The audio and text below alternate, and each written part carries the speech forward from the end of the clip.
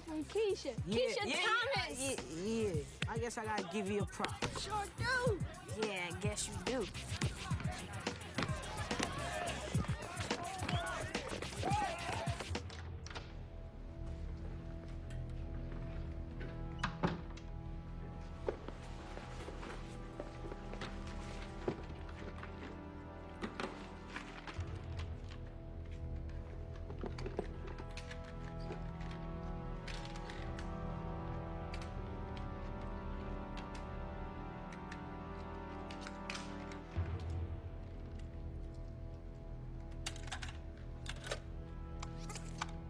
Now listen, I'm counting on you to handle this quick and clean.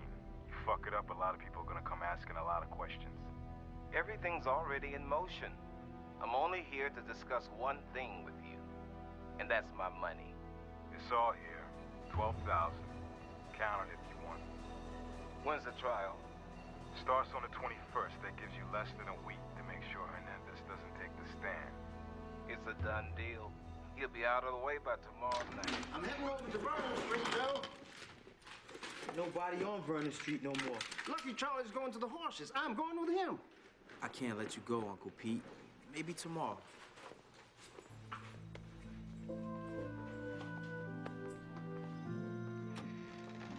Hey. Oh, boy. Thank you. No problem.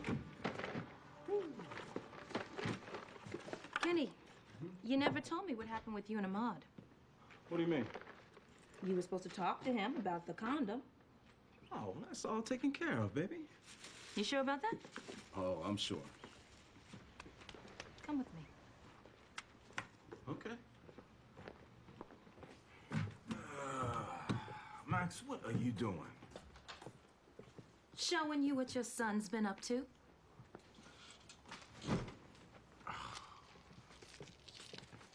What? And this is supposed to prove something? It proves you didn't do what you said. Look, you asked me to talk to him, and that's what I did. And then what happened? You took him down to the drugstore to get some more? Wait a minute. That's not even the point here. Why are you snooping through the boy's things? I knew I should have handled this my damn self. You know, wait a minute. What are you trying to say, that I don't know how to talk to my son? Here's the answer to that. You know what? I am tired of this, Maxine.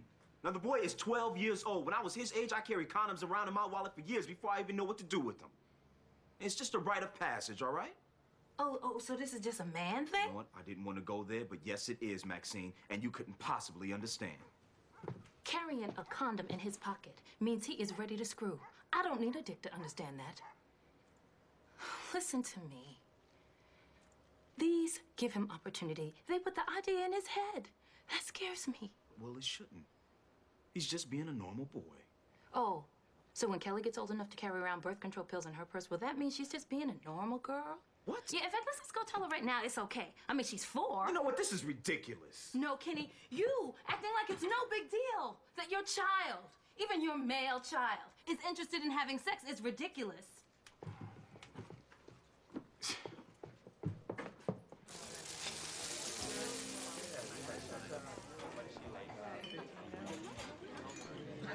Smokey, lemon, you're ruining my lunch break. And you're definitely getting a little tenacious for my tastes. I just need you to listen to these tapes and tell me what you think. I've seen a lot of evidence disappear. Sometimes people disappear with it. I don't have time to play Name That Assassin. What's your point? Point 1, I got some shit on some dirty cops. Point 2, I'll share these tapes with you if you help me find Jack. Well, that's an interesting proposition. Dirty cops are a good investment. Not Dow Jones good, but they tend to not mind paying for the privilege of keeping their dirty little secrets secret. I ain't getting into all that. I'll see what I can find out. No promises. None needed.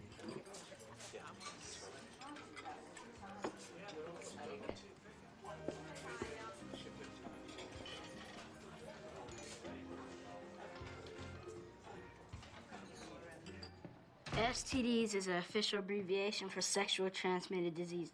Name 3 such STDs. Syphilis, herpes, and... Which simplex? Simplex 2. Good. and gonorrhea. Very good. Max, what the hell are you doing? What you should have done when I asked you to talk to your son. I'm educating him. Now, draw a picture of the male genitalia on one side of the paper and the female genitalia on the other, and label each part by its biological and popular street name. Ahmad. Okay. Oh, you know, what's the purpose of this little exercise? If he knows the proper and the slang name for those organs, no matter what those grown acting kids are talking about, he'll be informed. You do know you lost it, don't you? Kenny, I would appreciate if you do not say that kind of mess in front of our son. Okay, you're right. Ahmad, go to your room. Sit down, Ahmad. Go. Boy, what's wrong with you? Don't you hear me talking to you?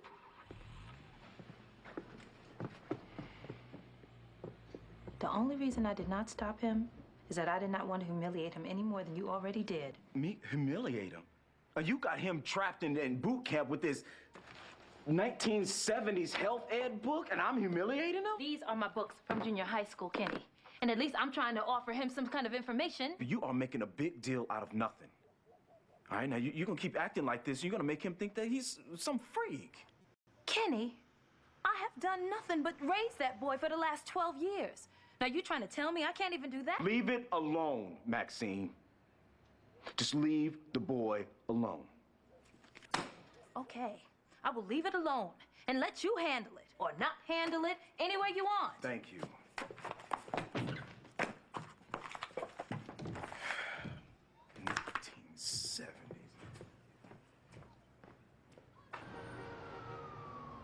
Yeah, it's one of those things, and I hate to see her go, but it's just not a good fit. Smaller firm, that's what she needs. And there's no doubt, though, that Heather's a good lawyer. Good afternoon, Mr. Green. Hi, Teri. Brian. The usual. Hey, kiddo. Did you quit? Gave my notice today. Brian and I agreed it's best for me to leave. I've already had a few offers.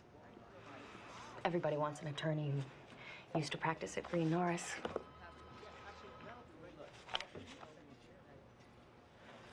I guess they do.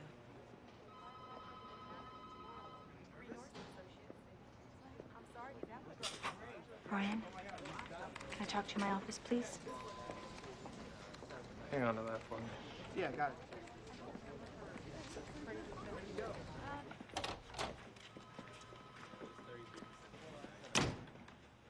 You convinced her to quit? Heather and I agreed it would be best if she left. Oh, you agreed? The partner and the first-year associate conferred like equals and agreed? You convinced the woman to disregard her future the way you have. Hey, I'm not the one who convinced her that her future didn't look so bright. Don't you dare act like this is my fault. I'm not the one that was on the table with her. And I never told her that she should leave. I have a right to protect myself here, okay? I've been at this firm for 7 years. I've invested late nights, weekends, never once taken a vacation. And I'm taking the time to mentor a friend I went to law school with to make sure she makes partner too. And your friend will make partner, Brian. Because she's smart enough to know that if she did the same shit that her mentor did, she could forget about ever being promoted. Oh, that's right. You're too smart to do anything to jeopardize your run at making partner. Oh, by the way, does your delivery guy friend know that? What delivery guy? What are you talking about? I'm talking about the courier, the one that runs around here making all the secretaries hot and bothered. What's his name? Damon? I've seen you flirt with him. And believe me, if you looked at me the way I've seen you look at him, I would definitely think that there was some fun on the conference table in store for me. Who the hell do you think you are? Who the hell are you? The Teri Joseph I used to know would never jeopardize making partner, getting a corner office in 5 years, and getting her name on the letterhead in 10 years just to flirt with the guy who delivers the overnight express? And the Brian Tedrow I used to know would never fuck a young associate out of a career and take no responsibility for it. You know what? I'm gonna leave now. This conversation's about to go someplace we can't come back from.